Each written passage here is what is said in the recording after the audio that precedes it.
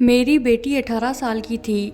जब भी कॉलेज से वापस आती अपना पेट पकड़कर रोने लगती। जब भी डॉक्टर के पास चलने को कहती तो साफ साफ मना कर देती। मुझे शक हुआ तो मैंने एक दाई को अपने घर बुलाया, बेटी का चेकअप करवाया तो गांव की दाई सर पकड़कर बैठ गई और कहने लगी कि इसकी शादी आज ही मेरे 14 साल के बेटे से करवा दो, नहीं तो मर जाएगी। मैं तो डर गई और उसकी शादी दाई के बेटे से कर दी। शादी के 2 दिन बाद ही वो ठीक होने लगी। एक दिन रात जानने के लिए मैंने चुपके से उसके कमरे में जाकर अलमारी में छुप गई, क्योंकि वह 14 साल का बच्चा। मेरा नाम सोनिया है। मेरे माता पिता का देहांत हो चुका था। भैया और भाभी मेरे लिए सब कुछ थे। भैया और भाभी कभी भी नंद के लिए कोई गलत फैसला नहीं करते और ना ही कभी उनका बुरा चाहते हैं। उनकी तो हमेशा ही कोशिश रहती है कि वह अपने नंद के लिए अच्छे से अच्छा करे, उनकी नंद हमेशा अपनी जिंदगी में खुश रहे। लेकिन कभी कभी भाई की बहन भाभी की नंद भी खोटा सिक्का निकल जाती है। मेरी बहन की जिंदगी की कहानी मेरे अतीत से जुड़ी हुई है। मुझे लगता था कि अब सब कुछ ठीक हो गया है, पर ऐसा नहीं था। हमारा अतीत कभी कभी सालों बाद भी हमारे आगे आ जाता है।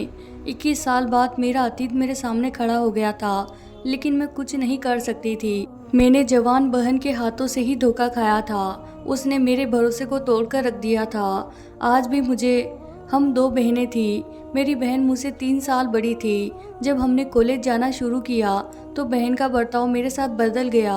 वह हर समय अपने आप में ही रहती थी। एक दिन मेरी सहेली की दोस्त ने मुझे बताया कि तुम्हारी बहन के पास फ़ोन है और वह किसी लड़के से बात करती है। मैंने उसकी बात पर भरोसा नहीं किया। समय बीतता गया। मेरी बहन रात को सबके सो जाने के बाद छुपकर दूसरे कमरे में चली जाती थी। वह बहुत ज़्यादा खुश रहने लगी थी। जब मैंने इस सब की वजह पूछी तो उसने मुझसे कहा कि ऐसी कोई बात नहीं है, बस मेरी पढ़ाई में मन नहीं लगता था, इसीलिए मुझे बहुत खुशी होती अगर मेरी पढ़ाई से जान छूट जाती। तो मैंने बहन से कहा, मेरी तो आखिरी इच्छा थी कि तुम आगे पढ़ो, मेरा तो सपना था तुम पढ़ लिख कर कुछ बनो। लेकिन जवाब में उसने मुझसे कहा, समय के साथ साथ इंसान के सपने और सोच बदल जाते हैं। एक दिन मेरी भाभी बिस्तर साफ कर रही थी। उन्हें मेरे बिस्तर में से मोबाइल मिला। मुझसे पूछने लगी कि यह मोबाइल किसका है। मैंने अपनी भाभी से कहा कि मुझे नहीं पता यह मोबाइल किसका है और कहां से कैसे आया। मेरी बहन बोली कि भाभी यह झूठ बोल रही है, इसका ही मोबाइल है, मैंने खुद यह मोबाइल इसके पास देखा था। मेरी भाभी ने मेरे मुंह पर जोर से थप्पड़ मारा। मोबाइल उसी समय अपने पास रख लिया। मेरी बहन यह सब कुछ देखकर मुस्कुरा रही थी। अब मुझे सब समझ में आ रहा था कि मेरी बहन अपना मोबाइल मेरे पास छुपाती थी ताकि जब मैं उस मोबाइल को ढूंढने की कोशिश करूं तो मुझे ना मिले। और एक बार ऐसा ही हुआ था। इन सब के बाद भाभी ने मेरा कॉलेज जाना बंद कर दिया और मुझसे बहुत ज़्यादा नाराज रहने लगी। जब भैया ने पूछा कि मैं कॉलेज क्यों नहीं जा रही हूँ तो भाभी ने उससे कह दिया कि इसके एग्ज़ाम होने वाले हैं तो यह घर पर रहकर ही तैयारी कर रही है। आप परेशान ना हो, मैं सब कुछ देख लूँगी। एक दिन भैया ने कहा, मेरा दोस्त चाहता है कि अब हमें अपनी बहन की शादी कर देनी चाहिए, वह बड़े हो गए हैं। दीदी का रिश्ता भैया के दोस्त के घर पर हुआ था और यह रिश्ता उसकी मर्जी से ही हुआ था, लेकिन अब वह उस लड़के को पसंद नहीं करती थी। भाभी ने दीदी को बहुत समझाया लेकिन वह भाभी की बात नहीं मानी। उस समय भाभी को मेरी बात पर विश्वास हुआ कि मैं सच कह रही थी। अब मेरा कॉलेज जाना शुरू हो गया था क्योंकि सारा सच भाभी के सामने आ चुका था। एक दिन मेरी दीदी ने खुद भैया से कहा कि वह अपनी मर्जी से शादी करना चाहती हैं। किसी भी हाल में वह उनके दोस्त के बेटे से शादी नहीं करेगी। वैसे भी उन लोगों के घर में खाने पीने को तो कुछ है नहीं। मेरी ख्वाहिश, मेरे सपने वह कैसे पूरा कर सकते हैं। भैया ने कहा कि मैं अपने दोस्त को जबान दे चुका हूँ और अब तो संजय की नौकरी लगने वाली है। वैसे भी जो कुछ मेरे पास है वह सब कुछ तुम दोनों बहनों का ही है। मैं कौन सा अपने साथ लेकर जाने वाला हूँ। अब मैं तुमसे इस बारे में कोई बात नहीं करना चाहता। लेकिन दीदी तो दीदी थी, वो भी अपनी जीत पर अड़ी रही। कहने लगी कि अगर आप लोगों ने मेरे साथ ज़बरदस्ती की तो मैं फांसी लगा लूँगी, लेकिन किसी भी हाल में संजय से शादी नहीं करूँगी। दीदी की बात सुनकर मेरी भाभी बहुत ज़्यादा परेशान हो गई। भैया के दोस्त भी शादी के लिए जल्दी कर रहे थे क्योंकि उनकी तबीयत ठीक नहीं रहती थी। वह चाहते थे कि अपनी आंखें बंद होने से पहले वो अपने बेटे की शादी कर दे, लेकिन दीदी मानने को तैयार ही नहीं थी। एक दिन दीदी कहने लगी कि मैं संजय से कुछ बात करने जा रही हूँ। भाभी ने कहा, सोनिया को अपने साथ ले जाओ। दीदी कहने लगी कि आखिर कब तक मुझे आप बांध कर रखेंगे। आप बेफिक्र रहे, मैं घर से भाग नहीं रही हूँ। यह कहकर दीदी घर से चली गई और शाम को वापस आई। जब वापस आई तो मेरी भाभी भी उन्हें देखकर खुश हो गई और सोच रही थी कि शायद संजय ने उसे शादी के लिए मना लिया होगा, क्योंकि संजय भी दीदी को पसंद करते थे। इस बात से सब लोग अनजान थे कि उनकी बेटी, जिसे उन्होंने बहुत लाड से प्यार से पाला था और कभी भी किसी बात की कोई पाबंदी नहीं लगाई थी, वो उनकी इज्जत को मिट्टी में मिलाने जा रही है। नंद तो भैया भाभी की इज्जत और मान सम्मान होती हैं और अपने भैया और भाभी की खातिर तो अपनी जान भी दे देती हैं, पर कुछ नंद ऐसी भी होती हैं जो दुख भी देती हैं। यह भी नहीं सोचती कि उनके भैया भाभी ने अपनी सारी जिंदगी उनकी परवरिश में गुजार दी। हम सब लोग सोच रहे थे कि मेरी दीदी अपने मंगेतर संजय से मिलने जाती हैं, लेकिन भैया को यह बात नहीं पता थी, क्योंकि वह यह बात इस समय बहुत गलत समझी जाती थी। एक दिन जब मैं कॉलेज से वापस आ रही थी तो मैंने दीदी को एक लड़के के साथ बाइक पर जाते देखा। मैंने सोचा कि हो सकता है संजय हो, लेकिन जब मैं घर आई तो संजय तो हमारे घर पर ही बैठे थे। भाभी को भी अब पता चल चुका था। भाभी संजय से झूठ बोल रही थी। भाभी ने अपनी इज्जत की खातिर संजय से झूठ बोल दिया कि दीदी दोस्त के घर गई हैं। मैं समझ गई थी कि दीदी अब कभी भी सच नहीं बोल सकती। सब कुछ बहुत गलत था, लेकिन अभी उसे समझ नहीं आ रहा था। संजय पढ़े लिखे थे और उन्हें नौकरी मिलने वाली थी। दोस्त के घर के हालात अच्छे नहीं थे और जॉब भी करते थे। संजय और उसके घर वाले आज डेट फिक्स करने आए थे। भैया और भाभी ने उन्हें 1 महीने बाद की तारीख दे दी थी। दीदी घर पर आई तो सबको देखकर हैरान हो गई। आंटी उठी और प्यार से उनके सर पर हाथ रखने लगी और उनकी भलाई लेने लगी, लेकिन दीदी ने उनका हाथ झटक दिया और कमरे में चली गई। भाभी ने उनसे कहा कि शर्मा गई होगी। मैं अपने दीदी के कमरे में गई और उनको मिठाई खिलाने लगी तो उन्होंने प्लेट फेंक दी और चीख कर कहने लगी कि तुम लोगों ने मेरी जिंदगी का फैसला मुझसे पूछे बगैर कैसे कर दिया। तुम लोग ऐसे कैसे कर सकते हो मेरे साथ। मैं किसी भी हाल में इस लड़के से शादी नहीं करूंगी। तुम में से कोई भी मेरे साथ जबरदस्ती नहीं कर सकता। मैंने दीदी से कहा कि तुम्हें क्या हो गया है, तुम क्यों संजय से शादी करना नहीं चाहती, क्या कमी है उसमें। तो कहने लगी, अगर तुम्हें इतना पसंद है तो तुम मुझसे शादी कर लो, लेकिन मेरा पीछा छोड़ दो। मैंने उस दिन भी दीदी को बहुत ज़्यादा समझाया कि भैया को आप पर बहुत मान है, वो आपसे बहुत मोहब्बत करते हैं। तुमने जो भी कहा है हमेशा उन्होंने तुम्हारी बात मानी है। अब तुम उनके साथ ऐसा क्यों कर रही हो। क्या तुम्हें भैया की इज्जत का जरा भी ख्याल नहीं है। तुम हमारे साथ ऐसा मत करो। भाभी भी कमरे में आ गई और दीदी से हाथ जोड़कर कहने लगी कि तुम मेरी नंद हो, लेकिन बेटी से बढ़कर माना है। बेटी कुछ तो हमारी इज्जत का ख्याल करो और यह शादी कर लो। लेकिन उन्होंने किसी की भी नहीं सुनी और कमरे से चली गई और भैया के पास गई और भैया से कहा कि सोनिया की शादी संजय से कर दे। मुझे उससे शादी नहीं करनी, मैं तो अपने पसंद के लड़के से ही शादी करूंगी। भैया ने गुस्से में उन्हें थप्पड़ मार दिया। भैया की तबीयत भी खराब हो रही थी। भाभी ने भैया को समझाया कि आप फिक्र ना करें, ये अभी नादान है, जब शादी हो जाएगी तो सब कुछ ठीक हो जाएगा। इस उम्र में तो बच्चों से गलतियां हो जाती हैं। हमारा फर्ज उन्हें बताना है कि हम उन्हें समझाएं और उनका साथ दें। भैया ने कहा कि मुझे लग रहा है कि यह मेरी इज्जत को मिट्टी में मिलाकर रहेगी, लेकिन तुम भी इसे साफ साफ कह दो, अगर इसने ऐसा कुछ भी किया तो मैं जिंदगी भर इसे माफ़ नहीं करूँगा। अगर इसे अपनी मर्जी से शादी करनी है तो मेरी भी एक शर्त है, इससे कहो कि उस लड़के को यहाँ बुलाए। मैं उसी दिन उसकी शादी उस लड़के से करके इसे विदा कर दूंगा। इसके बाद हमारा इससे कोई रिश्ता नहीं रहेगा और ना ही यह मेरे घर में वापस आएगी।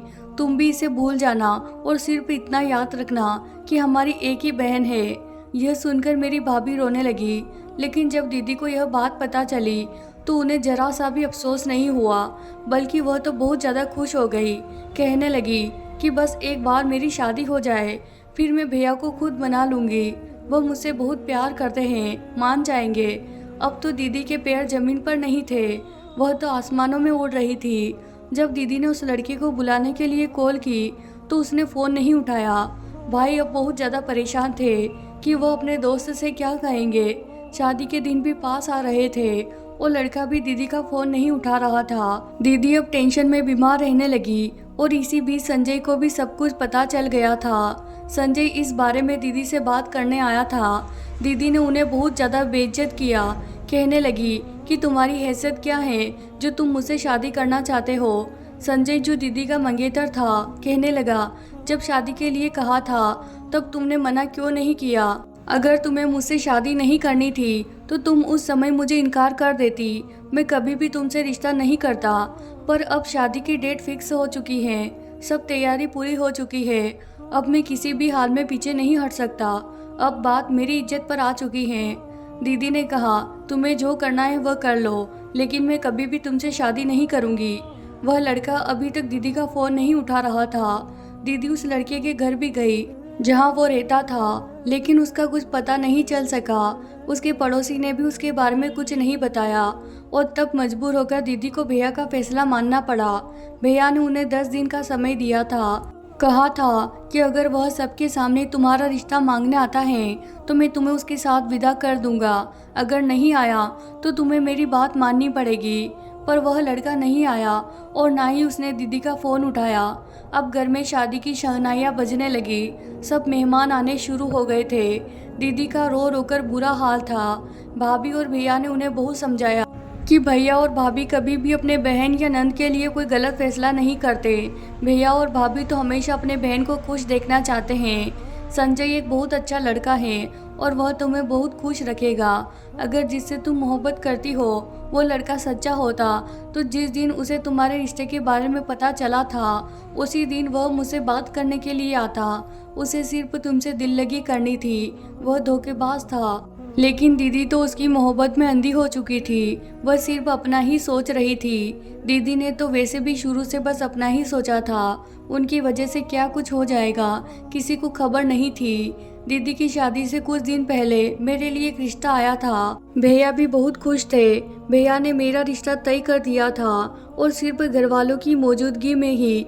मुझे भाभी भी कहती थी यह सब कुछ बहुत अचानक हुआ था कि वह लोगों को जानती हैं और वह बहुत अच्छे लोग हैं, वही मेरे लिए रिश्ता लेकर आई थी। मैंने तो सोचा भी नहीं था कि इतनी जल्दी मेरा रिश्ता हो जाएगा। भाभी ने बताया कि वह काफ़ी दिनों से तुम्हारा रिश्ता मांग रहे थे। लड़के ने तुम्हें देखा हुआ है और तुम्हें पसंद भी करता है। वह कह रही थी कि लड़का बहुत अच्छा है और खाते पीते घर का है। मेरी नंद तो बहुत खुशनसीब है। मुझे खुशी हो रही थी। जिस लड़के ने मेरा रिश्ता भेजा है उसने मुझे पहले से देख रखा है। मुझे तो अपनी खुशकिस्मती पर यकीन नहीं आ रहा था। जब मेरी दीदी को सब कुछ पता चला तो वह बहुत गुस्से में कहने लगी कि मैं तो आपकी सौतेली बहन हूँ ना, जो मेरी एक कंगाल लड़के के साथ शादी कर रहे हो, जिसके पास मुझे ठीक से 2 वक्त का खाना भी नहीं मिल सकेगा, जो मुझे गरीबों के अलावा और कुछ नहीं दे सकता। मैंने दीदी को समझाया कि किस्मत बदलने में देर नहीं लगती।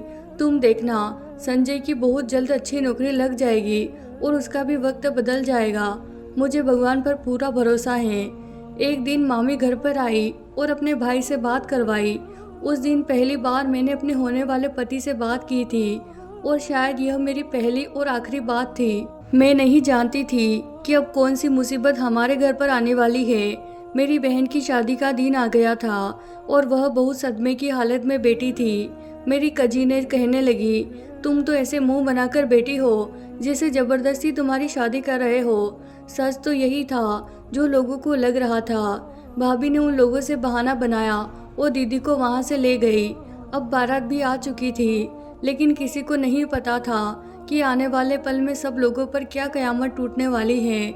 जैसे ही बारात आई सब लोग बारात देखने चले गए।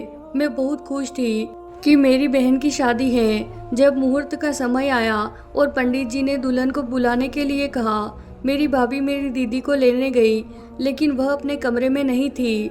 वह वहां से भाग चुकी थी। जाते हुए एक लेटर छोड़कर गई थी।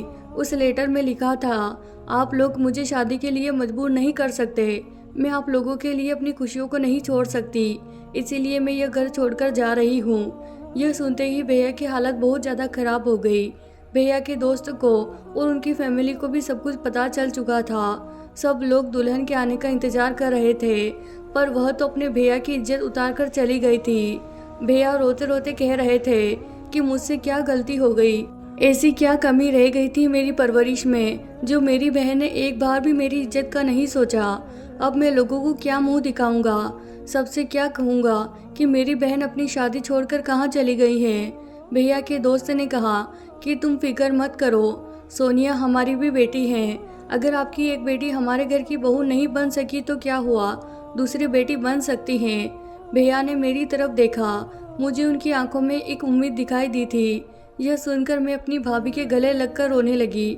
मैंने भाभी से मना किया, ऐसा नहीं करे। भैया ने अपने दोस्त से कहा कि सोनिया की मंगनी हो चुकी है, मैं उन लोगों से क्या कहूँगा।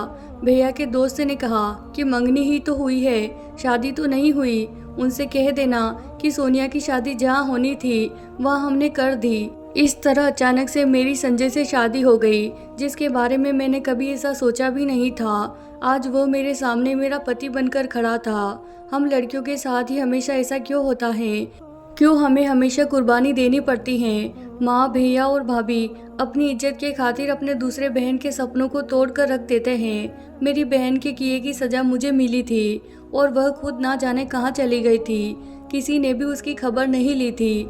भैया ने कहा था कि वह आज से हमारे लिए मर चुकी हैं। मेरा और इस घर से किसी भी इंसान का उस लड़की से अब कोई रिश्ता नहीं रहा। मैं अपने भैया और भाभी की दुआओं से विदा होकर अपने ससुराल चली गई, लेकिन अभी मेरा इम्तिहान ख़त्म नहीं हुआ था। ज़िंदगी भी उन्हीं लोगों का बार बार इम्तिहान लेती है जो पहले से बिखरे हुए हो।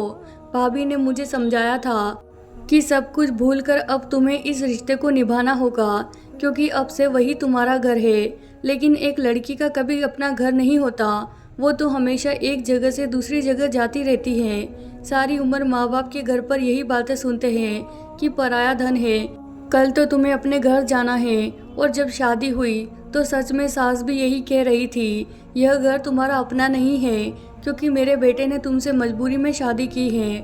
यह सब बातें मुझसे मेरी सास कह रही थी। मेरा पति जो पहले मेरी बहन का मंगेतर था और उसे मोहब्बत करता था, उस दिन बहुत ज़्यादा रोया था। उससे मेरी बहन का धोखा बर्दाश्त नहीं हो रहा था। काश जब दीदी ने बार बार शादी से मना किया था तभी यह लोग रुक जाते। मेरे पति ने भी मुझे साफ साफ कह दिया था कि वह मुझे अपनी पत्नी के रूप में स्वीकार नहीं कर सकता, क्योंकि मजबूरी में बनाए गए रिश्ते कभी कामयाब नहीं होते। मुझे अभी इन सब से निकलने के लिए थोड़ा समय चाहिए। जब मैं अपने मायके जाती तो भाभी मुझे समझाने लगती। भैया भी मुझसे अब और ज़्यादा मोहब्बत करने लगे थे, क्योंकि मैंने भैया की इज्जत बचाई थी। भैया ने मुझसे कहा कि जो लड़की अपने पति का दिल जीतना चाहती हो वो कभी हार नहीं मानती। तुम भी अपने पति के दिल में अपनी जगह बनाने की कोशिश करो। जब तुम उसका दिल जीत लोगी तो वह अपना अतीत भूल जाएगा। मैं जानता हूँ मैंने तुम्हारे साथ सही नहीं किया। संजय मेरे दोस्त का बेटा है और मैं उसको बहुत अच्छे से जानता हूँ। वह बहुत शरीफ लड़का है। अभी वह सदमे में है, उसके दिल को चोट पहुँची है। तुम देखना, एक समय आएगा कि तुम मुझसे खुद कहोगी कि भैया आपने मेरे लिए अच्छा फैसला किया था। मैं भैया के गले लगकर रोने लगी। मैं इसी कोशिश में लगी रहती थी कि अपने पति का और ससुराल वालों का दिल जीत सकूं। मेरे ससुर तो बहुत अच्छे थे और मुझसे बहुत प्यार भी करते थे, लेकिन मेरी सास और मेरी नंद मुझे पसंद नहीं करती थी। ऐसा नहीं था कि मैं अपनी बहन से खूबसूरत नहीं थी, बस उन लोगों का गुस्सा था जो मेरी बहन ने उन लोगों के साथ किया था। अब वह अपना गुस्सा मुझ पर निकाल रहे थे। अब मेरे पति की नौकरी मिल गई थी और कंपनी की तरफ से घर और गाड़ी भी मिली थी, तो मेरे ससुर ने कहा कि सोनिया के कदम हमारे घर के लिए बहुत शुभ है। लेकिन सब लोगों ने यह बात हवा में उड़ा दी थी, पर मुझे इस बात का कोई अफसोस नहीं था। हर इंसान को इसके नसीब का मिलता है। समय ऐसे ही निकलता जा रहा था। मैं बहुत कोशिश करती रहती थी कि मैं अपने पति के दिल में अपने लिए जगह बना सकूं, लेकिन जब भी मैं उनका दिल जीतने की कोशिश करती तो वह मुझे धुतकार दिया करते थे। मुझसे कहते थे कि मैं कुछ भी कर लूं, लेकिन उनके दिल में कभी भी जगह नहीं बना सकती। उन्होंने मुझसे कहा कि वह मौका देख रहे हैं, मौका मिलते ही वह मेरे भैया से बात करेंगे और मुझे छोड़ देंगे। कुछ दिनों बाद भाभी की कॉल आई। खबर मिली कि भैया का देहांत हो गया है। मुझे अपने कानों पर यकीन नहीं आया और मैं चकराकर वहीं पर बैठ गई। मेरे ससुर ने मुझसे कहा कि बेटी अपने आप को संभालो, अभी तुम्हें अपनी भाभी को भी संभालना है। मैं अपने मायके गई तो मेरे भैया की लाश वहाँ पड़ी थी और कानों में बात कर रहे थे। कह रहे थे कि जवान बेटी घर से भाग गई है। भाई बेचारा कब तक यह बेइज्जती बर्दाश्त करता, और भी पता नहीं लोग क्या क्या बातें कर रहे थे। भाभी की हालत भी बहुत ख़राब थी। अब भाभी का ख्याल रखने वाला कोई नहीं था। इसीलिए मेरे ससुर ने कहा कि मैं उन्हें अपने साथ अपने घर लेकर आ जाऊं ताकि उनका ख्याल रख सकूं। मेरी भाभी मेरे ससुराल में मेरे साथ नहीं रहना चाहती थी, लेकिन भाभी की ऐसी हालत नहीं थी कि वह घर पर अकेली रह सके। मेरी शादी को 5 महीने हो चुके थे। मेरे नंबर पर किसी अनजान आदमी की कॉल आई और कुछ फ़ोटो जिसको किसी लड़के के साथ एडिट किया गया था वह मुझे भेजी गई। मैं यह देखकर बहुत ज़्यादा हैरान हुई कि मेरी यह फ़ोटो इस लड़के के पास कैसे गई। अब वह मुझे फ़ोन पर ब्लैकमेल कर रहा था और कुछ दिन बाद मुझे पता चला यह वही लड़का था जिससे मेरी मंगनी हुई थी। मैं भगवान का शुक्र अदा कर रही थी, ऐसे फ्रॉड लड़के से उसने मुझे बचा लिया था। लेकिन मुझे डर लग रहा था कि कहीं यह सब कुछ मेरे पति को ना पता चल जाए, इसीलिए मैं अपना फ़ोन बंद रखती थी। अब वह मेरे पति के नंबर पर कॉल करने लगा। मेरे पति का बर्ताव भी मेरे साथ अच्छा हो गया था, लेकिन मैं हमेशा इसी डर में रहती थी कि कहीं वह लड़का यह फ़ोटो मेरे पति को ना सेंड कर दे और वह मुझे छोड़ ना दे। एक दिन मेरे पति के पास किसी की कॉल आई और वह अपना सर पकड़कर वहीं बैठ गए। मैंने उनसे पूछा कि क्या हुआ, तो वह कहने लगे कि तुम्हें एक बात बतानी थी, लेकिन तुम्हारे भैया के देहांत की वजह से मैं तुमसे बात नहीं कर पाया था। मैंने कहा ऐसी क्या बात है, बताइए मुझे। उन्होंने मुझे बताया कि जिससे तुम्हारी मंगनी हुई थी वह वही आदमी था जिससे तुम्हारी बहन शादी करना चाहती थी और उसके साथ घर छोड़कर भाग गई थी। लेकिन वह लड़का अच्छा नहीं है। जब तुम्हारी बहन की शादी की तारीख तय हुई थी तो उसने तुम्हारे लिए रिश्ता भेजा था, क्योंकि उसके पास तुम्हारे बहुत सारे फ़ोटो थे और वह तुम्हारी बहन ने ही उसे दिए थे। तुम्हारे नाम से ही उसने उस लड़के से बात करनी शुरू की थी, लेकिन कुछ दिनों बाद उसने उस लड़के को सब कुछ बता दिया था। तब उस लड़के ने कहा था कि मुझे फ़र्क नहीं पड़ता कि तुम कौन हो, मैं सिर्फ तुमसे प्यार करता हूँ। और उसने यह सब कुछ तुम्हारे भैया की जायदाद के लिए किया था और उसने पहले ही सब कुछ पता कर लिया था कि तुम्हारे भैया के पास कितनी ज़मीन जायदाद हैं। लेकिन तुम्हारी बहन यही समझती रही कि वह उसे सच्ची मोहब्बत करता है, इसीलिए जो वह लड़का कहता था वह वही करती थी और उसी के कहने से शादी वाले दिन वह घर से भाग गई। जब उसने तुम्हारी बहन से जायदाद की बात की तो उसे पता चला कि सब कुछ सोनिया के नाम पर है, क्योंकि तुम्हारे भैया ने पहले ही सब कुछ तुम्हारे नाम कर दिया था। उसका प्लान था दोनों बहनों को बर्बाद करने का। उसने सोच रखा था एक से शादी कर लूँगा और दूसरे को भी अपनी मीठी मीठी बातों में फंसा कर रखूँगा। इस तरह से तुम्हारे भैया की लाखों की जायदाद उसे मिल जाएगी। लेकिन उसका सारा प्लान फेल हो गया, तो उस लड़के ने तुम्हें तुम्हारे फ़ोटो से ब्लैकमेल करना शुरू कर दिया और घर पर भी तुम्हारी फ़ोटो एडिट करके सबको दिखा दी।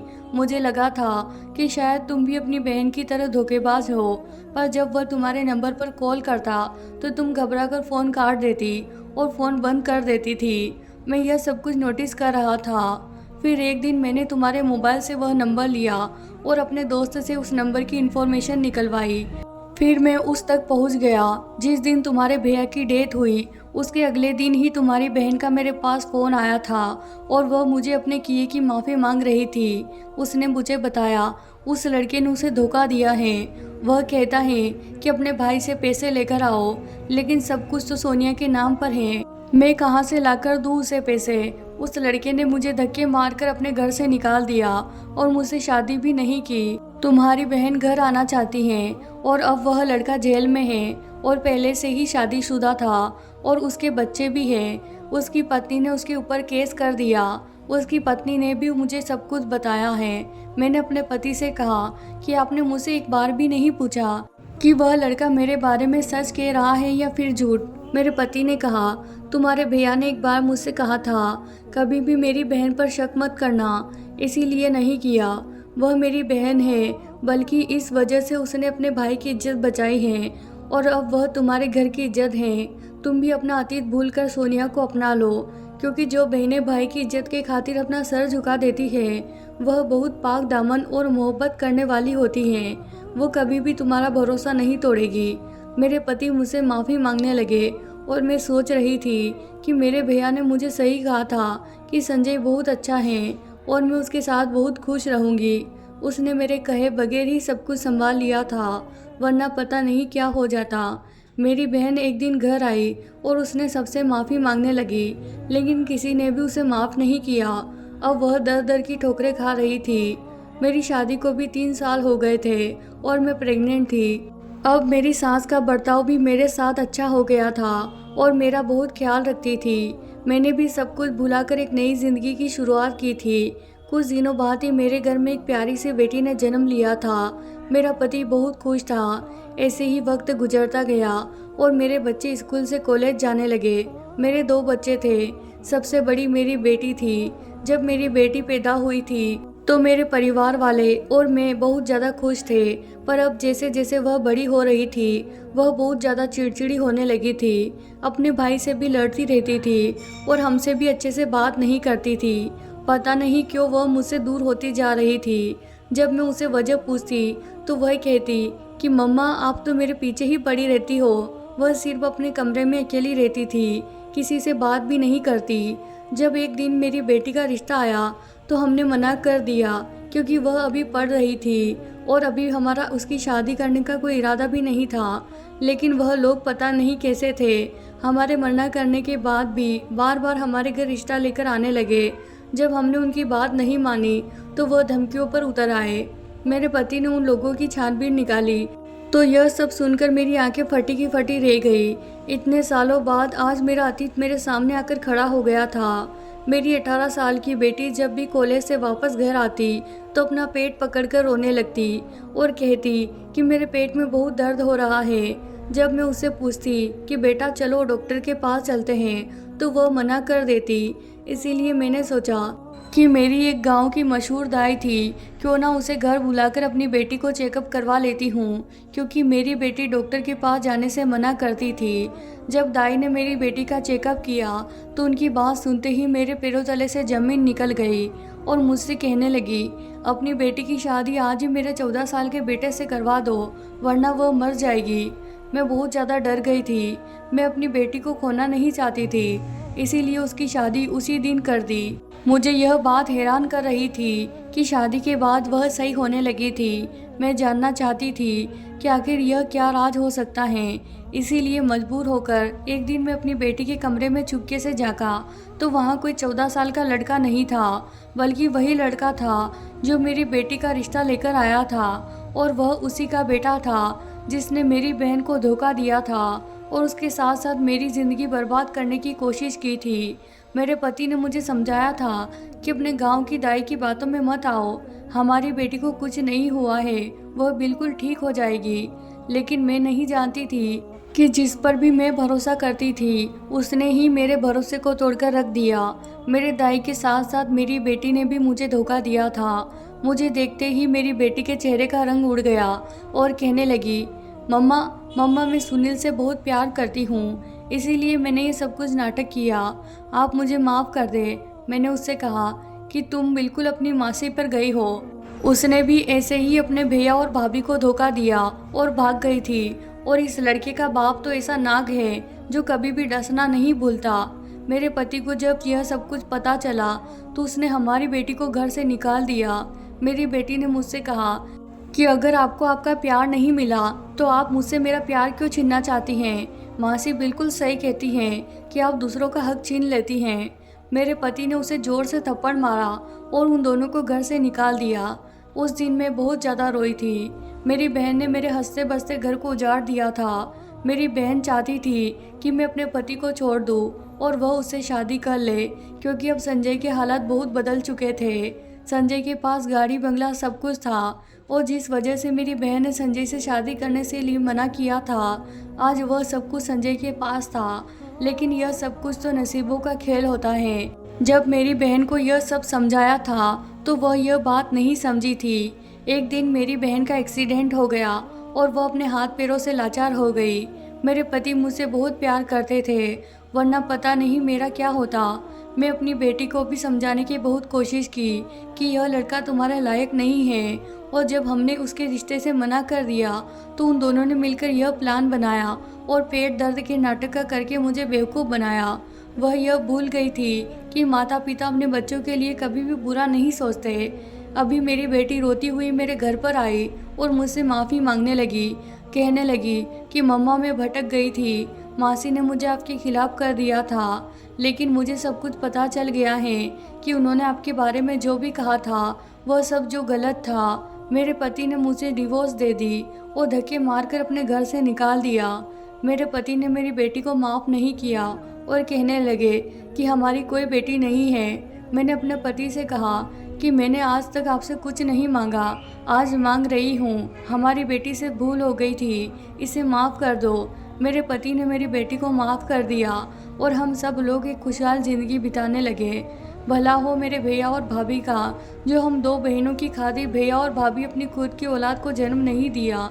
उन्होंने हमारी खुशी की खातिर अपना खुद का गला घोट दिया। तो क्या हम लोगों का फर्ज नहीं बनता हम उन्हें खुश रखें और उनके बताए हुए रास्ते पर चले।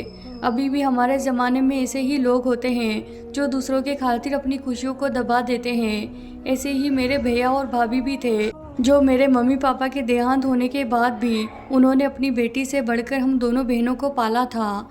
तो प्यारे दोस्तों, ये थी हमारी आज की कहानी। अगर आपको कहानी पसंद आई हो तो इसे ज़रूर लाइक कीजिए। अगर आप हमारे चैनल पर नए हैं तो इसे सब्सक्राइब करना बिल्कुल ना भूलें। धन्यवाद दोस्तों।